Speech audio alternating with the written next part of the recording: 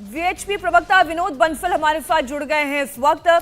विनोद बंसल जी, पूरी खबर आपके सामने है। 6 जिले 40 लोगों को ट्रेन किया गया, ऑनलाइन ट्रेनिंग दी गई और यही सिखाया गया कि कैसे नूपुर शर्मा का समर्थन करने वालों का सिर तन से जुदा करना है। निश्चित रूप से देखिए, ये जो सोची समझी रणनीति के तहत षड्यंत्र पूर्वक जिस तरह से हमला किया गया था और इस षड्यंत्र का राजस्थान की सरकार, राजस्थान की इंटेलिजेंस को कहीं कानों कान खबर तक नहीं लगी, या फिर अगर खबर लगी तो जानबूझ करके उसको छुपाने की कोशिश की गई। मुझे तो ये भी एक कारण लगता है जो कि बड़ा जबरदस्त संदेहास्पद है। आप देखिए कि जिस तरह से राजस्थान की सरकार ने मूक दर्शक होकर के करौली के जो हमलों में आक्रामकता दिखाई और उसके बाद में लगातार और बाकी कई जगह पर हमले हुए हिंदू समाज के ऊपर, और अगर उन पर कोई कार्रवाई की होती और इस कन्हैयालाल के केस में भी अगर पहले से कोई कार्रवाई इन्होंने की होती तो कम से कम वो कन्हैयालाल बच जाता। जिस तरह से उसको लगातार थ्रेट मिल रहे थे, पुलिस प्रशासन शासन जो है उनको रिकंसिलिएशन में लगा हुआ था, जबकि आपको पता है कि इस्लामिक जिहादी एक बार जब वो सोच लेता है तो फिर वो रिकंसिलिएशन के मूड में नहीं होता। बिल्कुल ठीक कह रहे हैं, ब्रेन वॉश किया जाता है, ट्रेनिंग दी जाती है और उसके बाद ही ऐसे जघन्य अपराधों को, जघन्य हत्याओं को अंजाम दिया जाता है। विनोद जी, आप रुकिएगा हमारे साथ, एक और बड़ी खबर आ रही है। और उदयपुर में पहला टारगेट कारोबारी था और कारोबारी के सिर कलम की जिम्मेदारी बावले को मिली थी। बावला जो नाम सामने आया था, बावला को दी गई थी। तो रियाज ने बावला को कारोबारी की हत्या का निर्देश दिया था और हत्या से पहले ही कारोबारी ने उदयपुर छोड़ दिया और उदयपुर छोड़ने की वजह से कारोबारी की जान बच गई, लेकिन कन्हैयालाल की जान नहीं बची।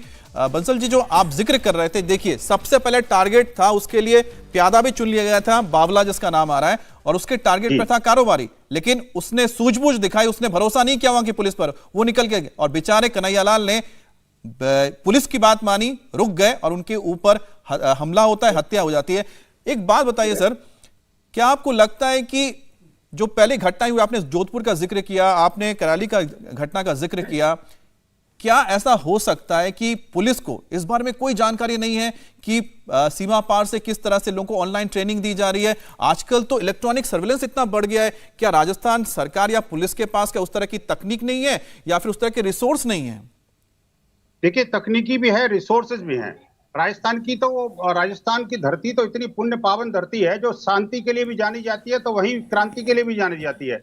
आप देखिए, राणा प्रताप की धरती है, इसने मोहम्मद गौरी, गजनबी और ये जो औरंगजेब हैं उन सबको जो है ना वो अपने नाको चने चबा दिए। इस धरती को अपवित्र करने की कोशिश इस्लामिक जिहादी तभी कर पाते हैं जबकि उसको सरकारी प्रश्रय या सरकार का कहीं ना कहीं समर्थन और जो समर्पण सामने नजर आता है।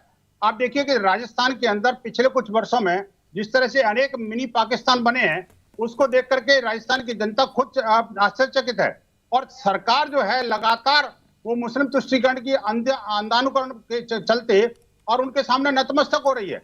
आप देखिए कि किस प्रकार से राजस्थान के अंदर एक के बाद एक वर्ष प्रतिपदा से लेकर के हनुमान जयंती ले लो, आपका रामनवमी ले लो, और उसके बाद में हमारे त्योहारों पर प्रतिबंध ले लो, और धारा 144 लगा करके हमारी शोभा यात्राओं पर रोक लगाने के बाद आप देखिए आज तक लेकिन विनोद जी, ये आप कह रहे हैं ना, कल एक प्रेस कॉन्फ्रेंस में सुन रही थी मुख्यमंत्री अशोक गहलोत की, तो उन्होंने ये कहा कि इस घटना के हो जाने के बाद कई बीजेपी के बड़े नेताओं का फोन मुख्यमंत्री के पास आया ये कहने के लिए कि इनके दोषियों को बचा लो। ये मुख्यमंत्री का वर्जन है। नहीं, आप मुझे बताइए मीनाक्षी जी कि ये मुख्यमंत्री की अकर्मण्यता को और अपने दायित्व के प्रति जो कर्तव्य बोध से भागने की प्रवृत्ति को दिखाता है।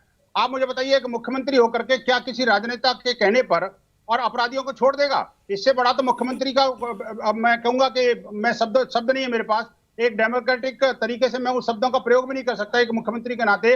अगर एक मुख्यमंत्री किसी नेता के कहने पर अपराधी को छोड़ देता है तो इससे बड़ा तो वो राष्ट्र के लिए या राजस्थान के लिए ये कलंक हो नहीं सकता कोई। आप मुझे बताइए, एक मुख्यमंत्री है तो न्याय के लिए बैठे हो, आप अन्याय के लिए बैठे हो। नेता चाहे बीजेपी का हो, कांग्रेस का हो, किसी का भी हो। अच्छा विनोद जी, चलिए इसको थोड़ा पॉलिटिकली समझते हैं क्योंकि आपकी पॉलिटिकल समझ ज्यादा अच्छी है, आप बता पाएंगे। अगर मुख्यमंत्री ने जो बात की, जो मीनाक्षी जिक्र कर रही थी, उन्होंने कहा कि हमने पकड़ने के बाद थाने पे बीजेपी के कई लोग पहुंच गए, उन्होंने बोला इसको छोड़ो, लेकिन जिसके पास ये मौका हो कि उनका जो सबसे बड़ा मुख्य दुश्मन है, कह सकते हैं कि राजनीति के क्षेत्र में सबसे बड़ा विरोधी है, अगर उसके खिलाफ उसको इस तरह का मौका मिलता है तो या क्या वो उसको बचाएंगे या फिर जनता के सामने लोग जाके बोलेंगे देखो मेरे पास इस तरह से बचाने के लिए फोन आ रहे हैं? नहीं अमित जी, आप बिल्कुल ठीक कह रहे हैं। देखिए, बात दो चीजें हैं इसमें। एक तो ये कि विरोधी के कहने पर सरकार झुक जाए, ये पहली बार सुनने में आ रहा है। दूसरी बात यह है कि अपराधियों के सामने नतमस्तक होकर के और सिर्फ चूंकि राजनेता कोई कह रहा है और आप उस अपराधी को छोड़ दें, इससे बड़ा न्याय तंत्र के साथ धोखा कोई नहीं है। मैं तो कहता हूं मान ली सर्वोच्च न्यायालय को स्वतः संज्ञान लेकर के ऐसे मुख्यमंत्री को तुरंत पद से हटा देना चाहिए कि जो कि राजनीतिक संरक्षण में अपराधियों को पालता हो। राजनेता कोई भी हो, रेपुटेशन किसी की भी हो, अगर आप भी कहें मैं भी कहूं कुछ भी दुनिया कह दे, अरे अपराधी तो अपराधी है भाई, क्या कहने पर आप अपराधी को छोड़ दोगे? अपराधी अपराधी और इस मामले में एनआईए जांच कर रही है। विनोद बंसल जी आप रहिएगा हमारे साथ। इस वक्त की बड़ी खबर एक बार फिर आपको बता दें, आतंकियों के निशाने पर उदयपुर में कन्हैया लाल से पहले एक कारोबारी था, लेकिन उस कारोबारी ने उदयपुर छोड़ दिया, उसकी जान बच गई।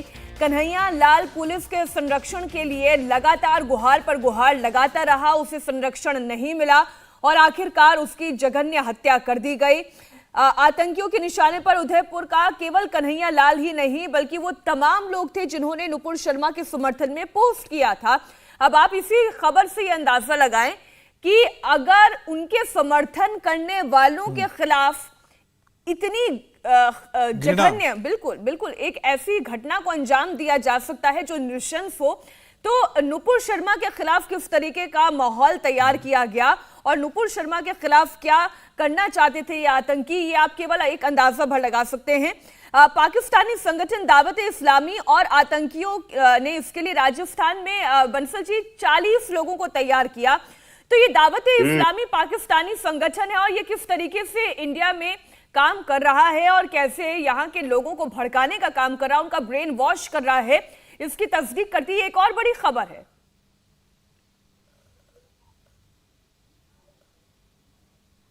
दावत-ए-इस्लामी को लेकर मैं आपकी जानकारी चाह रही हूं विनोद बंसल जी। पाकिस्तान में बैठे बैठे एक संगठन भारत में लोगों का ब्रेन वॉश कर रहा है।